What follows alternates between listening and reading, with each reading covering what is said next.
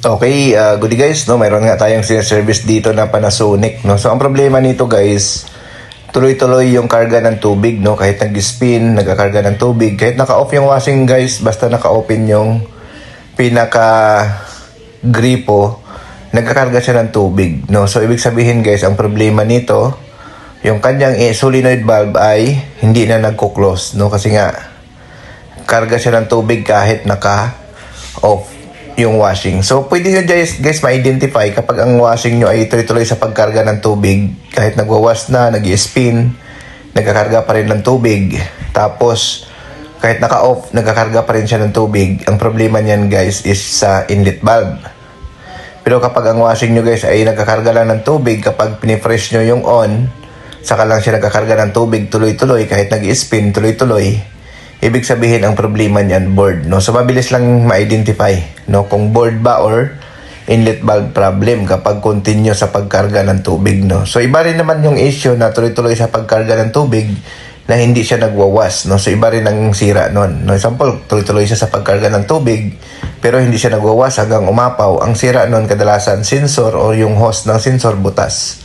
So yun po, no. So mabilis lang ma-identify guys yung washing machine kapag sira siya, no. So ito guys ang gagawin namin dito kasi na-identify natin na ang problema nito is nasa inlet valve kasi nga kahit naka-off siya, nagkakarga siya ng tubig tuloy-tuloy. Kahit nag-spin, nagkakarga ng tubig, no.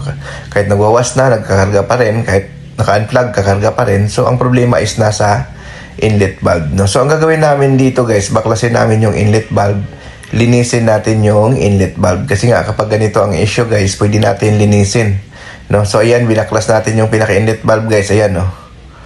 So nabaklas na natin yung inlet valve guys, hindi natin na-videohan yung pagbaklas kasi wala tayong tagahawak, no. So tayong humawak, hindi nakapag-video. So ayan guys, binaklas namin yung pinaka-inlet valve niya. Dumi siya guys, madumi, no. So nilinis natin, no. So baklasin nyo talaga yan guys, yung pinaka-mechanism ng inlet motor, no, para malinis nyo. Yan, tulad nyan, linisin nyo siya.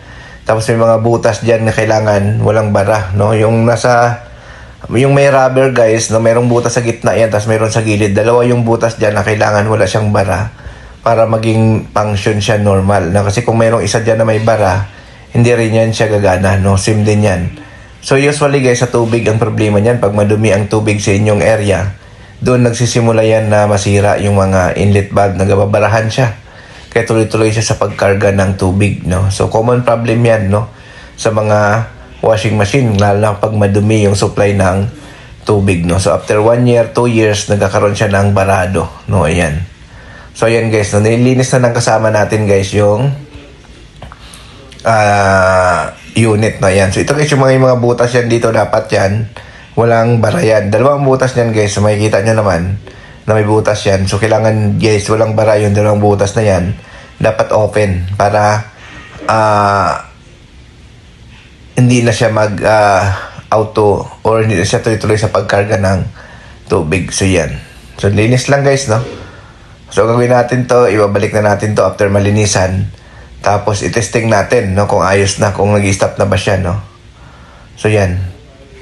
So madali lang naman to guys baklasin yung ganito kasi screw type lang naman to yung mga ganitong inlet valve. Kaya hindi kayo mahirapan guys, no. So madali lang siya, no. So yan.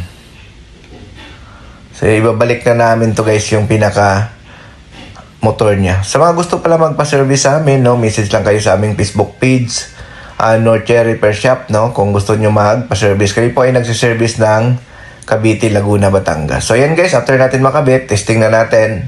Ayan, nagkakarga na yan siya ng tubig. So antayin natin guys mag-stop. Ayan, antayin natin yan kung mag-stop na siya. Ayan, nagwawas na, nag-stop na siya. So ibig sabihin, okay na siya guys, no. So linis lang ang kailangan. So yun, no. So okay, thank you, bye-bye.